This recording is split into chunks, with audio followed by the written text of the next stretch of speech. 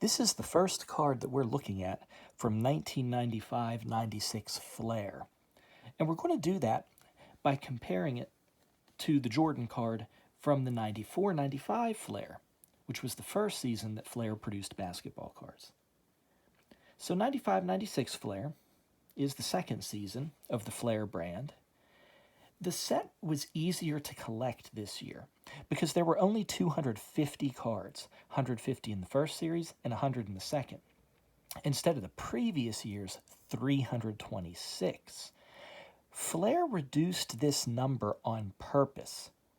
When they advertised, they said that the set was limited to, and this is a quote, recognized starters and top men off the bench.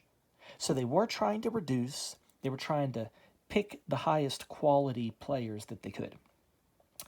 94-95 Flair, that first set, it was a solid set. So changes were very subtle for 95-96. Here's the 94-95 Jordan card over here. It's the same 30-point card stock, which is about twice as thick as a basic card, with the polyester laminate on it. That was the same. So that polyester laminate over here, even though this background looks textured, with that polyester laminate, you can see a little bit with the light reflecting. It's not textured. It's still very, very smooth, just like the previous year. That's just a visual difference. So the basic structure and make of the card is the same. And the design, as you can see, is also very similar. There's two photos of the player on the front of the card. The card still came in those, they called them hard packs. It was like a small protective box that they introduced the previous year. But look, instead of getting 10 cards for $4, like 94-95, for this 95-96 set, you were getting 9 cards for $4.99. So right away, you're going from 40 cents a card to over 50 cents a card for that initial payment. Okay, so what were the differences in the second season of Flair?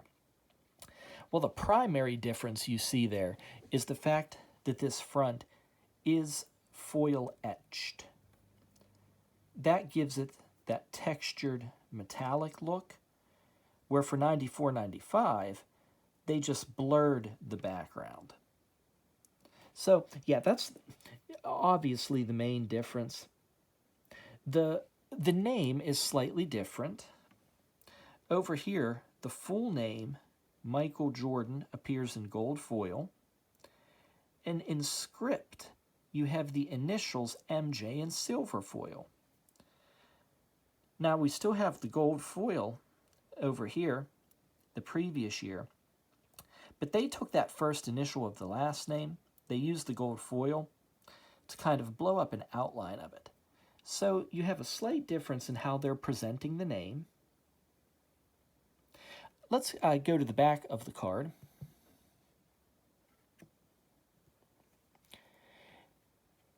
Big difference here, 95-96, the card back is horizontal. Here's 94-95. The design is very simple here in 95-96, statistics on the right, action photo on the left, and a little bit of gold foil here for the card number, the team logo, and the player's name. Big difference though. In 95-96, the statistics are on a background, so you can actually read them. Here's the 94-95. And, depending on how your eyes are, mine aren't the best. It takes work to read those. Minimal statistics here. But yeah, this time they're on a black background. Now we still have the novelty of seeing the word retired followed by stats. You have to admit, that's just neat for the historical aspect of it. We said this before with the 94-95 Flair Jordan card. I mean, how many people retire and come back? So that's neat, being able to see retired and then picking things right back up there. And look, it was good to see Jordan back with the Chicago Bulls. And I don't just mean in real life, I mean in the Flair set as well. Remember, both 94-95 and 95-96 Flair, they were organized alphabetically by team, but Jordan returned late in 94-95. Look at that card number up there, 326. His card in that set was not with the Chicago Bulls. It was introduced late in the printing process. It was added as the final card of the set. It's not even on the checklists in 94-95. I'll put the video of that card at the end of this one. But now, here, let's flip him back over. Here in 95-96, we have the number 15 Jordan card. And he's right back in the Chicago Bulls section of the set, right where he belongs. Thanks for watching. Bye-bye.